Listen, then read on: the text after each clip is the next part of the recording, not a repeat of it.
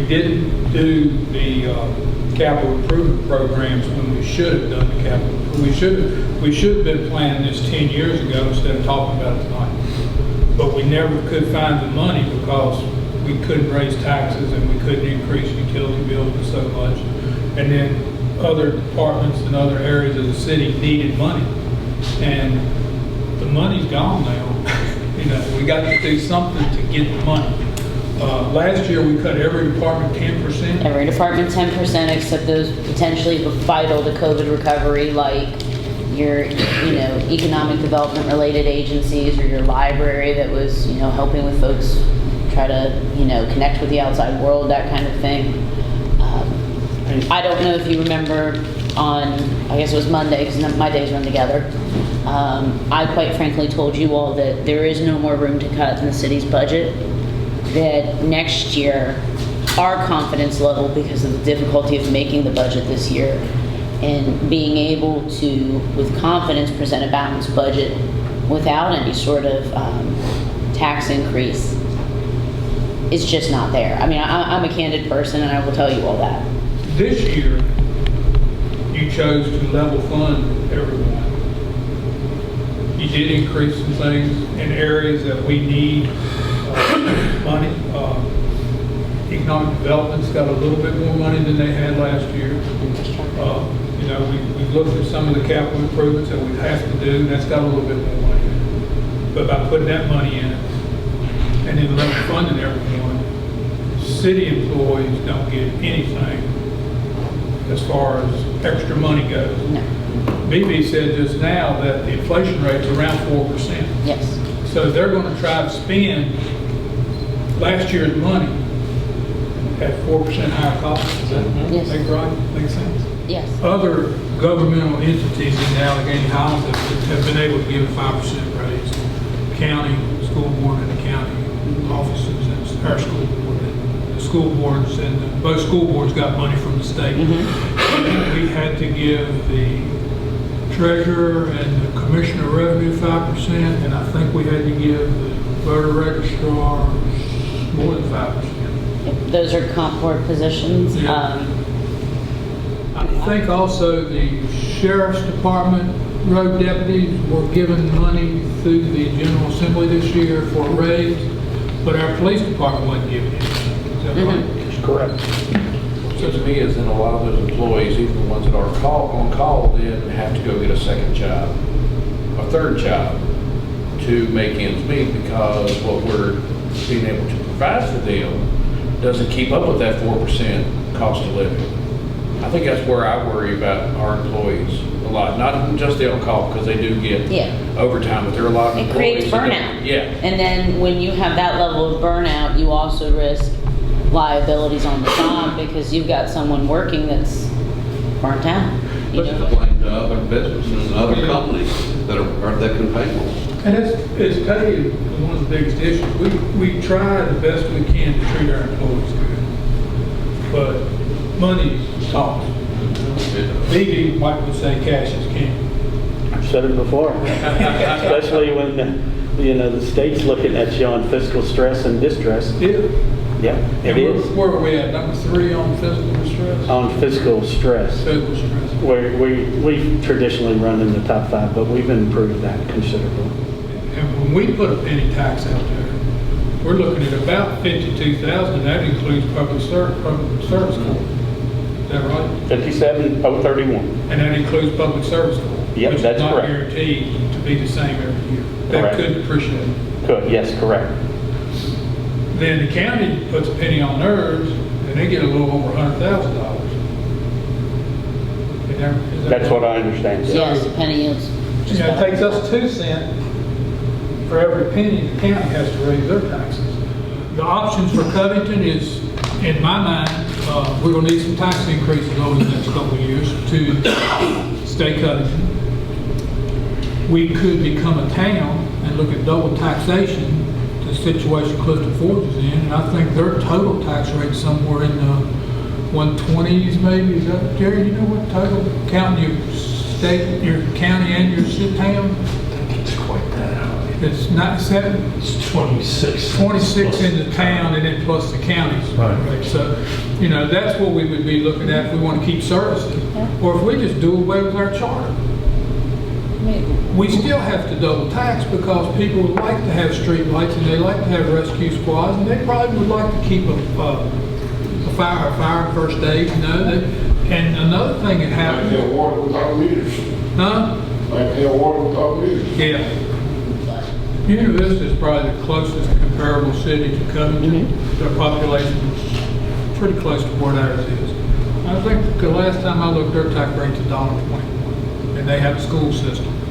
And they have all the city services that we have. They have a police department and they're at $1.21. You know, that's just what it takes them to exist.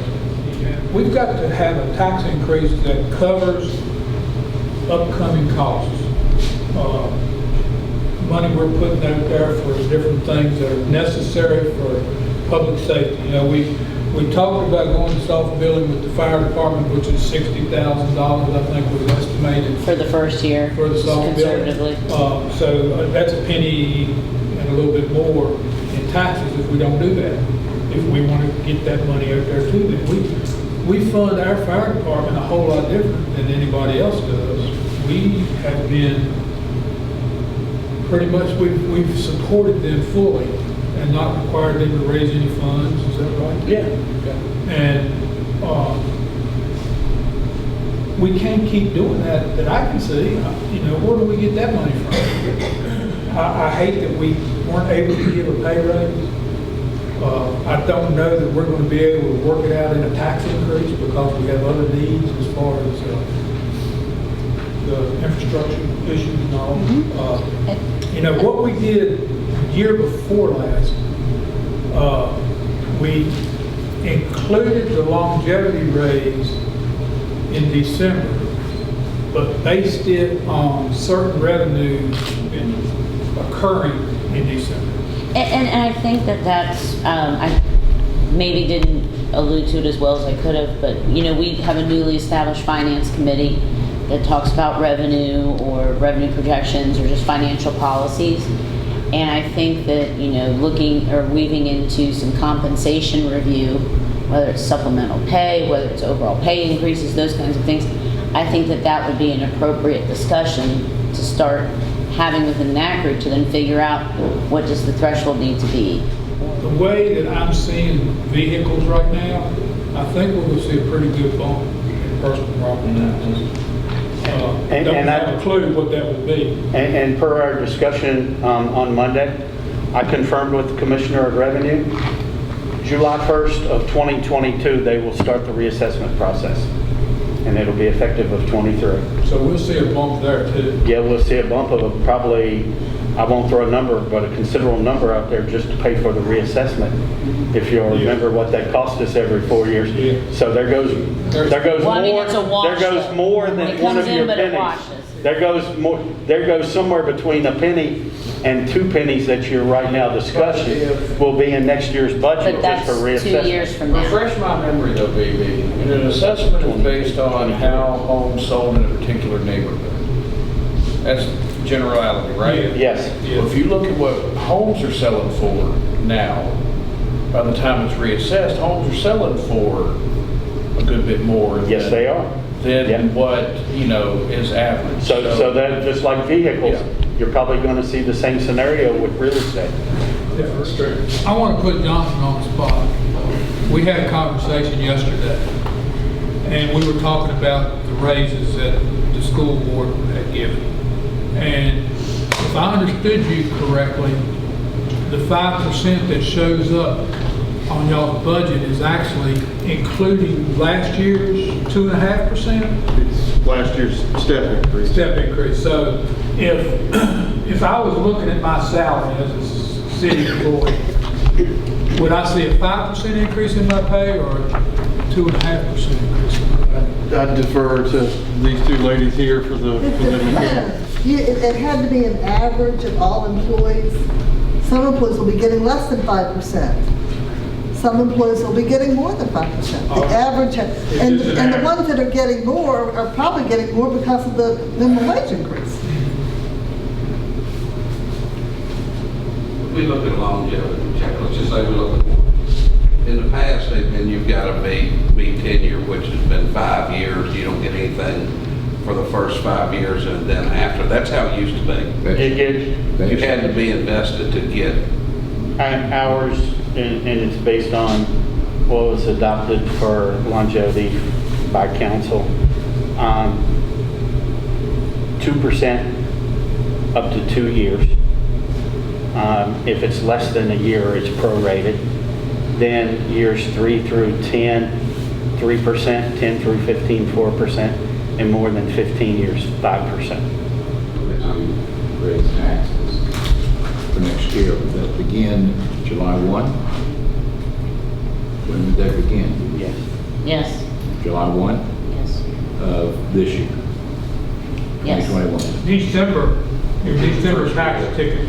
will show Yeah, the your increase. December tax ticket would have the increased rate, but it would go into effect July 1. Given some of the fiscal uncertainty that we face as a city with a weak tax base and a weak economy, and the minimum wage increase, there's a lot of unknowns to project in that, especially with your CIP needs and all of that.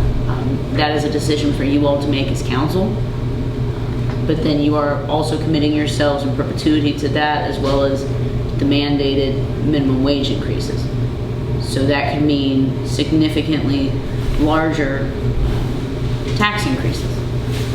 You know, that you might do 5 cents now, then you might find in another year or two you have to do another 5 cents. We don't know. Yes, and I'm thinking that the supplemental pay is a better way to go than longevity or salary. Yeah, because when longevity has been I don't want to say a thorn in our side, but it's been something that gives an expectation. And we don't know that we can do that again next year if we do it this year. So I think since we've stopped it, we probably would be better off looking at the supplemental pay instead of just, some of it's just what you call It's just safety issues and health issues that are projects that we've got to fix. They've been booted down the road. You know, that sidewalk over at Walmart, it's for $60,000. roughly, it's a little under, But it's got yes. to be fixed. It's a huge legal liability, and VDOT has You go and advised. walk down that thing and you trip and fall, break your legs, and then you got a lawsuit against you. That's just a simple little thing. But, you know, I agree with you that the employees need to be compensated. But we've got projects that we can't do away with. And a lot of things, again, people don't understand is, you know, the bluff project over there at Walmart, put in the sidewalks, cut the bluff back. That was a safety project because that bank kept falling in the road. We've done a good job of managing grants. You know, a lot of the things that people fuss about us spending too much money on, we're not spending city money. We're spending state money. If they give you the money for phase 3 of Maple Avenue, it might be $400,000. If we don't do Maple Avenue with that $400,000, they want it back. We can't just do what we want to when they give us grant money. We have to do what the grant's assigned to. So, you know, you get what you get out of them, but at the same time, if we get money for Maple Avenue, then there's paving and sidewalks and stuff down there that we can do on our own somewhere else with the money we have. So it's, you know, there's a lot of things that go on that people don't recognize. Yes, that we shift regularly, we cost shift regularly when we realize there's a little, you know, even if it's $1,000 here. Mr. Dressler's infamous for that, for figuring out if there's 1,000 here, let me move it over here and get the bang for my buck. And, you know, we've gotten very good at that now recently with our plants as well, with how we're trying to be more hands-on with them. So, you know, if we were to say we want to do a 5% tax increase, then we need to be prepared next year to do another 5 cent tax increase. Because 5 cents one time ain't gonna do it. I can't do all the one time. I I would do it all at one time instead of come back every year. Well, I don't know that there's gonna be a one-time rate. I'm thinking no matter what you do, you're gonna have to come raise it again sooner or later. Yeah, I mean, I don't know how long it's gonna be. Yeah, but I'm saying is if you decide to go ahead and do 10 cents. 10 cent next year, you wouldn't have to worry about it. For next year, Yeah, maybe. yeah, that's what I'm saying. There's no guarantee. I will say too, with the VRA financing for the EQ basin, we will be legally required, once we execute that financing, to have rate covenants for our water and sewer. And rate covenants mean you're legally obligating yourselves to raise rates to certain levels as specified by the state to meet the financing need as well as meeting the needs of the operations. Otherwise, you will not get that financing. They'll require debt service reserve as well. Mhm.